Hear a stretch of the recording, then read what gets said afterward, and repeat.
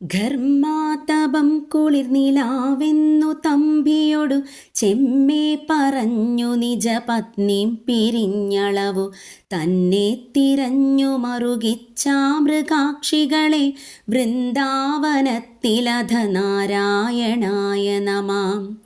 ഭഗവാൻ ശ്രീരാമനായി അവതരിച്ച് പിതാവിൻ്റെ സത്യസംരക്ഷണത്തിനു വേണ്ടി കാട്ടിൽ താമസിക്കുന്ന അവസരത്തിൽ പഞ്ചവടിയിൽ വെച്ച് പത്നിയായ സീതയെ രാവണൻ അപഹരിച്ചു കൊണ്ടുപോയി.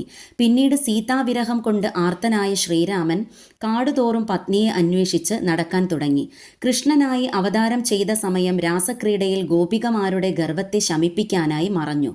ശ്രീരാമന്റെ വിരഹത്തേക്കാൾ അധികം വിരഹാതുരകളായി ഭഗവാനെ കാണാതെ ഗോപികമാർ വളരെ ദുഃഖിതരായി.